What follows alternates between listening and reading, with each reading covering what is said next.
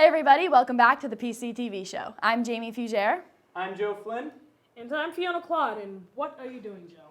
I'm getting ready for Relay for Life tonight. What is that? Well, let's watch this clip and find out.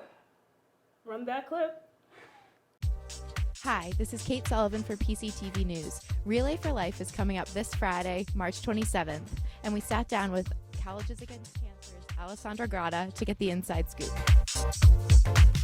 So, Alessandra, for those who don't know, tell us a little bit about Relay for Life. So it's March 27th, and it's in Peterson, and you go and register with everyone at the check-in, and then we let you in to Peterson itself. There will be like snacks and everything outside, and then inside Peterson, you can put your stuff down and get together with your teams, and then you can do laps. We'll have activities throughout the night. There's a pretty packed schedule. What's your favorite part about Relay? I really like the survivorship lap because it's a really positive spin on everything that we do. It's not just like dreary, and cancer causes a lot of deaths, but there are a lot of people who survive from it, and it's really nice to see the survivors, really happy and really supportive of our cause. And, we do it for everyone. How much money are you expecting to raise? Well, last year we raised just about $90,000, and this year we're hoping to raise $100,000 and $15. Wow, that's very impressive. For the students that are going to go and participate, what can they expect this year? Well, like I said before, they can just expect a whole night of packed events.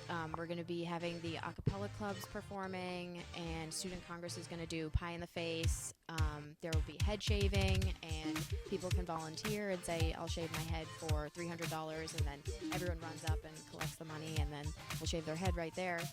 And there's a raffle, and Sergeant Marshall is going to be doing a self-defense class, so there's a lot of stuff. Wow, that's all really great. Well, thank you, Alessandra, so much. This has been Kate Sullivan for PCTV News, and have a great night. Fiona, my freshman year, the president got hit in the face with a pie at Relay. Hey, back up. You guys need to shut the puck up, and hockey can shut the puck out. Oh, gosh. Speaking of sports, here's this week's Friar update.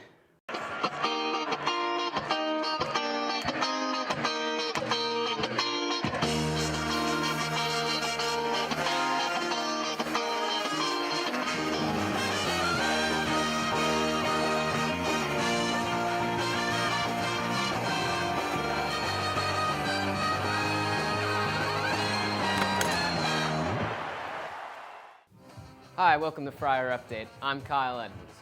For the second consecutive season, the men's basketball team secured a spot in the NCAA tournament, but were again ousted in the first round. The 6th-seeded Friars were defeated by 11th-seeded Dayton on March 21st in Columbus, Ohio, by the score of 66-53. In the final game of his career, senior LaDante Henton recorded a double-double with 18 points and 11 rebounds. Sophomore Chris Dunn added 11 points and 4 assists, while freshman Jalen Lindsay scored 12. The Friars finished the season with a record of 22-12.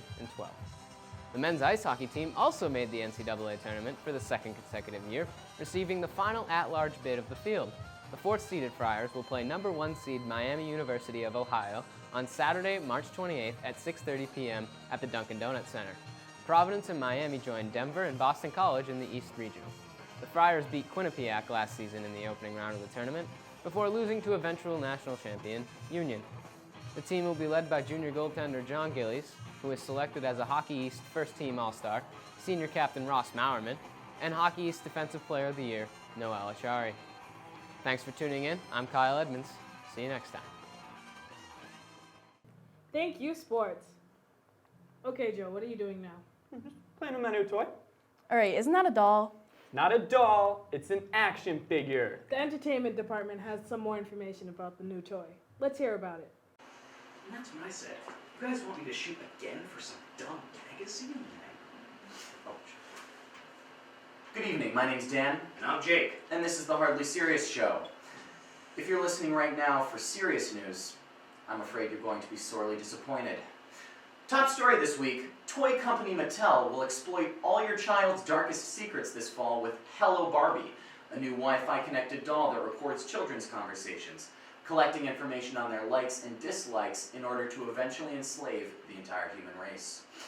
The way it works is users ask Hello Barbie a question, which is transmitted to cloud servers. Then, Voice recognition software formulates an appropriate response from Barbie.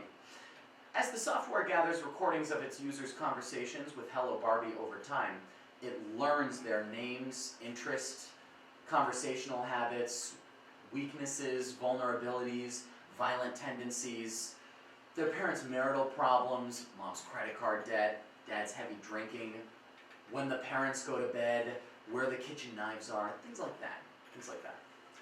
While Professor Angela Campbell says, in Mattel's demo, Barbie asks many questions that would elicit a great deal of information about a child, her interests, and her family.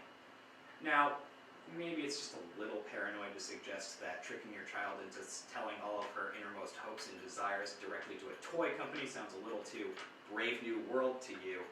But in Campbell's defense, that story has such a happy ending. Campbell believes that this information could be used to market unfairly to children, claiming that the way the new technology records and analyzes intimate conversations could be exploited.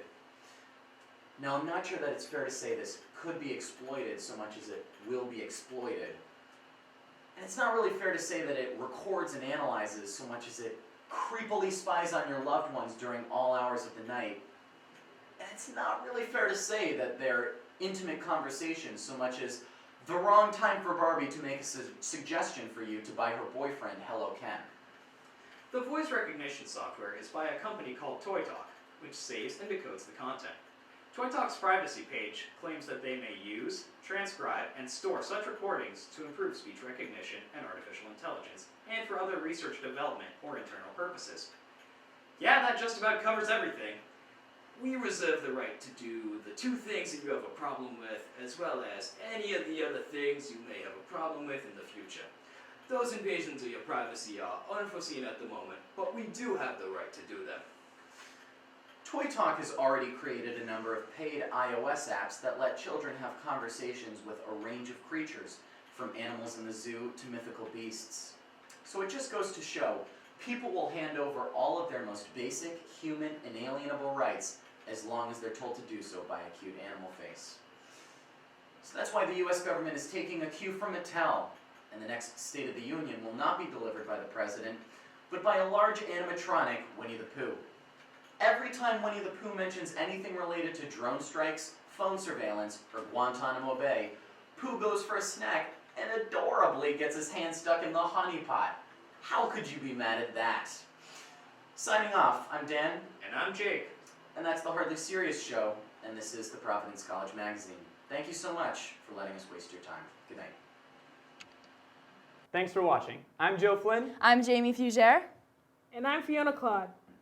Na na na na na na na na.